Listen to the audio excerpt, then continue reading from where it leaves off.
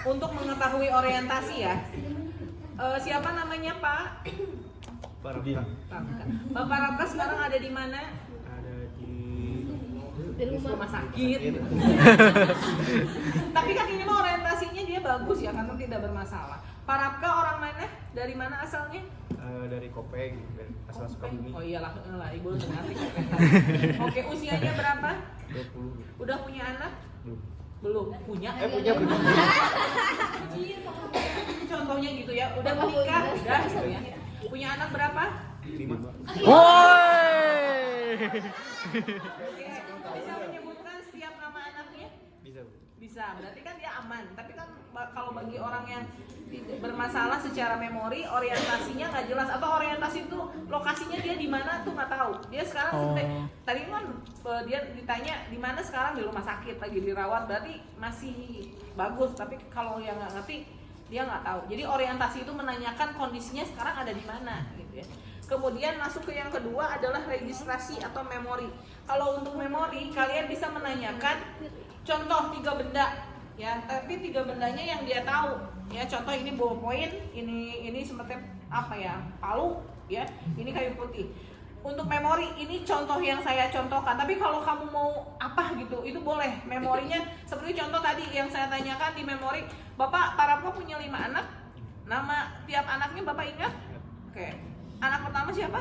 Udin. Ya, berarti dia masih benar gitu ya. Tapi nanti untuk mengecek kita cek lagi ke istrinya betul nama anak-anaknya seperti, karena kita nggak tahu ya gitu. Atau dengan alat tadi, Bapak Rafka coba ini lihat apa, ini apa? Itu minyak telur. Ini ballpoint, ini palu. Ya. Nanti setelah udah itu dipaksain ya, tapi aku pasiennya home and light, ini home reflex hammer kan mau mungkin. Udah kita balik ke belakang, balik lagi, Bapak ini apa? Minyak telur. Nah, berarti emang memorinya bagus. Ya itu untuk apa namanya, registrasi atau memori. Kemudian untuk perhatian dan perhitungan. Ini ada beberapa. Ya, di sana kalau dibaca ada beberapa. Kita mau ngambil yang mana? Kalau mau ngambil yang lebih mudah gampang. Coba Pak Rafka hitung dari 100 mundur 5. 100. Nah,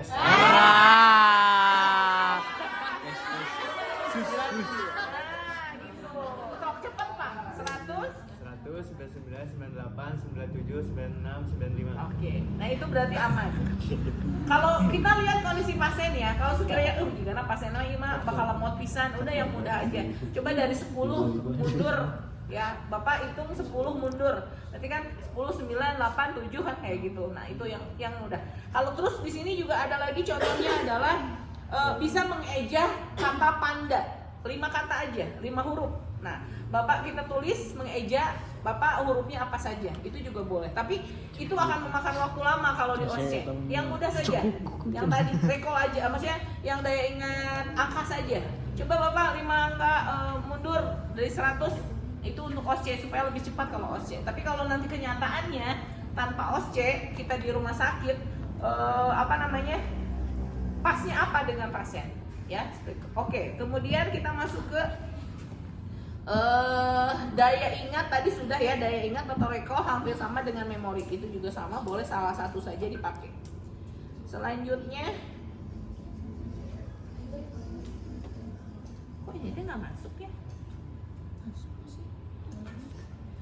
Kemudian kita masuk kalau untuk GCS di awal juga kita sudah tahu ketika pasiennya berespon dengan baik kan GCS-nya 15.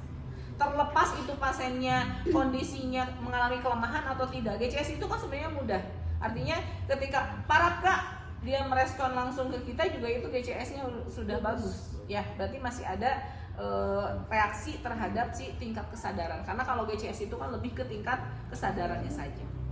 Oke. Kemudian karena GCS itu kan tadi ya motorik verbalnya bagus. Kita masuk ke pemeriksaan 12 kranial, 12 saraf kranial. Yang pertama adalah tes nervous olfactory study ya. Untuk olfactory saya lebih mencontohkan adalah tadi seperti yang digambar hampir sama. Kita ambil sesuatu yang bau yang menyengat. Di sini kan adanya seperti kayu putih yang dikenal oleh pasien. Jangan lupa ketika kita mengecek penciuman pasien, hidungnya, matanya ditutup, hidungnya sebelah juga dicek. Setelah hidungnya satu-satu dicek, baru hidung secara utuh dicek. Parapka bisa memejamkan matanya? Oke. Bisa ditutup salah satu lubang hidung, pejamkan matanya. Ini bau apa? Kecium baunya? Cium. Apa? Minyak telur. Ya. Hidung sebelah lagi. Ada yang diabuskan. Ini kecium. Nah, udah. Setelah itu Parapka tutup matanya, baru dua-duanya tercium atau tidak. Itu untuk yang nervous pertama. Kemudian nervous yang kedua itu optikus, ya, pengecekan lapang pandang yang tadi. Pertama, nggak ada Snellen cut. Kalau tidak ada Snellen cut, boleh dengan kalau kita pakai papan nama, jarak baca saja. Parapka bisa membaca ini kira-kira 30 cm, ya, dibaca. Baca. Ibu Sri Kurniadewi. Nggak ada ibu. Oh, ini pencitraan. Kemudian itu ketajaman penglihatan, lapang pandang, harusnya berhadap-hadapan ya, Parapka sama ibu. Jadi begini, kemudian ini matanya aja yang bergerak, kepalanya jangan bergerak. Ini kelihatan, lapang pandangnya bagus. Kiri kanan kelihatan, atas bawah, ya itu. Kemudian apalagi ya? Udah ya, hidung sudah, mata. Kita masuk ke oculomotorius, ya. Pergerakan koordinasi mata. Ini juga sampai sama seperti tadi. Parapka lihat ke atas, matanya ke bawah, ke pinggir, berarti koordinasi matanya bagus. Ya. Kemudian kontraksi pupil. Kita bisa melihat apakah kontraksi pupilnya bagus atau tidak. Ya, ada dilatasi ya atau kontriksi pada pupilnya. Kemudian apalagi masuk ke disorotkan cahaya ya. Kemudian nervous keempat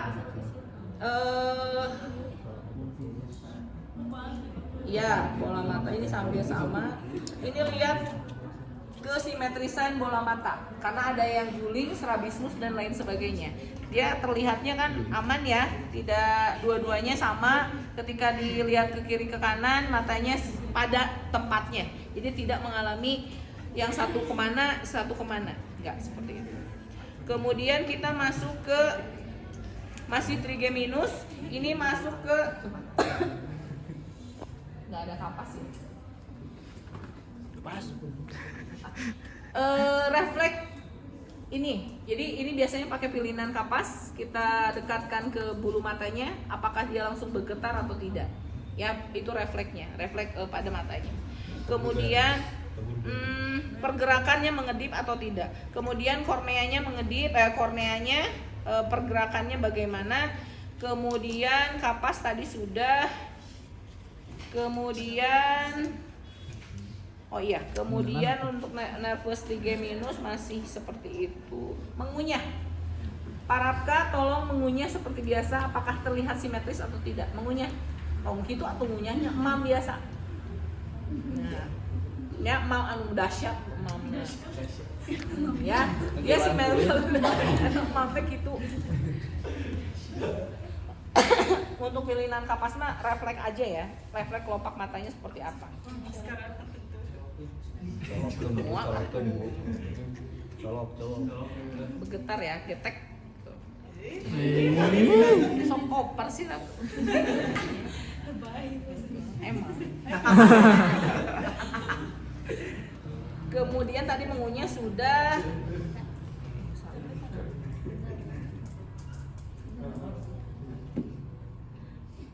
Kemudian fasialis ya. Untuk yang nervous fasialis yang pertama adalah sensasi rasa. Seperti biasa lidahnya dikeluarkan, kita teteskan, kita berikan rasa manis, asin, pahit ya. Atau kalau dulu mah ya nggak bagus sih sebenarnya, tetap aja prosedur ini dilakukan. Nanti pura-pura aja, Pak ini apa rasanya, ini apa. Tapi sekali lagi ditutup matanya, itu penting.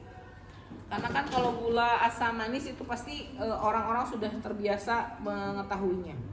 Kemudian kita masuk ke rangsang lidah sudah, kita masuk ke motoriknya, tersenyum. Ya. Kayaknya teman-teman sebelah sini nggak kelihatan. Rapka maju nih, Malika payung. Coba berikan senyuman Rapka tercantik, terganteng. Senyuman yang simetris ya, simetris nggak? Simetris Ya, ya simetris tuh begini. Ya terlihat kiri dan kanannya. Apalagi kalau ada yang mesum pipi kan bagus ya. Siram ke mantan. Ya, kemudian setelah tersenyum, kemudian ekspresi muka ya, kemudian tersenyum mengerutkan dahi. Yang tadi kayak yang slide tadi. Ke atas. Ya. Serutan. Simetris ya, mengerutkan dahinya. Kemudian kumahnya ya Malika dia. Kemudian Rapka Malika belah itu deh atau baiklah belah itu. Kamu matanya merem, ininya ditarik tadi, ya, tahan, yang tadi, ya ini. Jadi kamu bisa cepat sebenarnya, bisa cepat melakukan tindakan tarik, set, tahan, ya, sok pak kuat tahan, ya. Kalau mengerutkan dahi pak, angkat dahinya, nah, dahinya kiri kanan angkat, sebelah, nah, oke, seperti itu bisa dilakukan. Itu bisa dilakukan cepat ya. Kalau lagi gini kan lama, tapi kalau OSCE harus cepat. Ya, lihat langsung Pak, tes langsung Pak, urutkan dahi kiri kanan, itu bisa dilakukan. Kemudian nervus akustikus itu adalah pendengaran yang ibu bilang tadi. Kalau laki-laki mungkin gesekan rambut mau kadangun, ya, tapi bisa dengan, nah, gitu. Tangan kiri ibu nggak bisa, tangan kanan. Pendengaran? Itu lebih cepat ya. Tapi kalau perempuan udah aja gesekan kerudung, kalau pakai kerudung, kalau ada jam tangan detik jam. burung Selanjutnya di luar. Oke, Pak Rapka bisa turun dari tempat tidur. Coba Pak Rapka jalan dari sana dulu, dari sana mundur, jalan lurus ke depan. tegap Ya, balik lagi. Oke, bagus. Jadi nanti pas OSCE pasiennya suruh turun. Jadi nanti kan ada pasiennya, suruh turun aja di jalan bolak balik. Duduk lagi Kak. 15 putarannya ya. Ya, sampai pusing. Kemudian nervus yang glossopharyngeal ya. Ini juga lidah. Coba Rapka lidahnya dikeluarkan.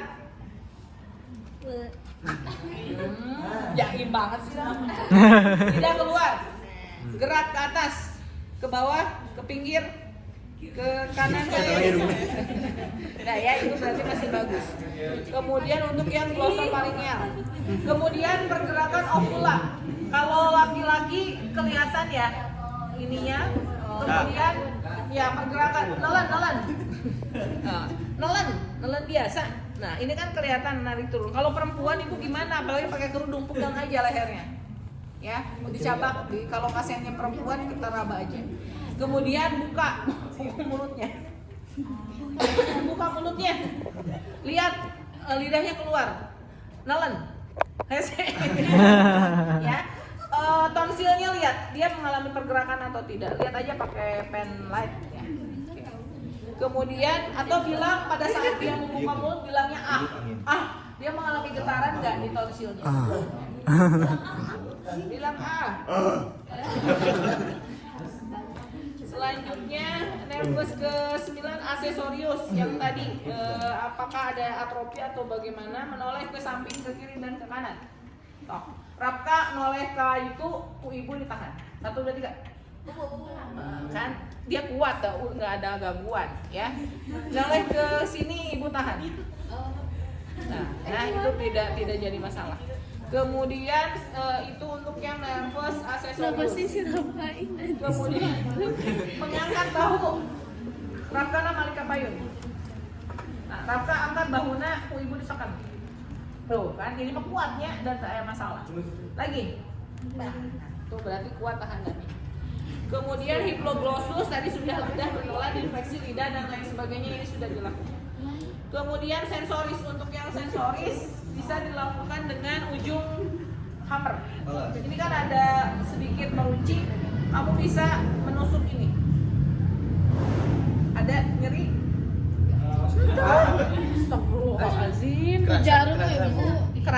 maksudnya. Harusnya emang yang jarum ya. Ini mah kan lebih apa namanya? Tidak terlalu tajam. Ya, ini berasa. Kemudian ada lagi dengan rasa. Ini ya. Bisa dengan tisu atau apa? Berasa? Balik. Ini warna pisau ya. Berasa. Kemudian kalau nggak pakai kapas bisa pakai air hangat ya, air hangat di botol seperti panas dingin gitu ya. Di sini juga panas dingin, itu untuk sensasi sensor. Kemudian garpu tala kalau ada, tapi kalau nggak ada nggak apa-apa dengan sensor itu, pilih aja mau yang mana ya. Kemudian refleks. Nah sekarang refleks. Ada refleks patella. Kalau refleks patella otomatis di sini ya bisa kita masih ada posisi mata ya. Ini kalau sukses biasanya bergetar. Ini sebenarnya gini nih. Ya. Ini biasanya ada ngarinya bahasa Sunda teh. Trum. Ya ngaruhi ka dia tah. Ka ujung. Kalau enggak terasa ngarai berarti salah mukulnya ya. Ya, gitu. Patella. Kemudian ada bicep, tricep gitu ya, ini juga bisa dilakukan. Itu mah harus kalau bicep, tricep kan 90 derajat begini bisa. Ya. Kemudian tricep, axiles. Nah, kalau untuk abdominal kamu tiduran. Refleks abdominal itu di garis di perut ya, di pas umbilikal. Jadi pas di umbilikal itu ada terasa pasien sih yang merasakannya. Jadi kita garis lurus pas di umbilikal. Asal ngarenyet gitu di umbilikalnya, di bagian abdomennya. Kemudian setelah abdominal itu adalah Babinski. Kalau Babinski yang Ibu bilang tadi, jadi kaki begini.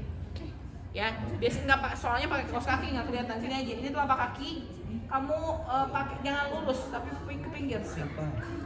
Ya, tandanya dia menyeringai terus ininya ke belakang. Jadi ininya ke belakang kakinya. Ya apa? Bukan kaki atau jari ya. Kemudian yang kaku kuduk. Kalau kaku kuduk tuh begini. Rafa tah gitu udah, kamunya naik kepalanya, rasa ininya ke atas. Ditekuk. Ada sensasi di sini? Tarikan ya. Oke. Kemudian ada Brudzinski, tangannya di depan, yang satu di belakang. Iya dah. Iya. Nah, sama ditekuk. Nah, sama beda dengan sensasi yang tadi kan. Oke. Kemudian kalau Brudzinski 2, kepala ditekuk yang kayak tadi, pakai tangan ini diangkat dua-duanya. Nah, diangkatnya bukan diangkat itu, naik.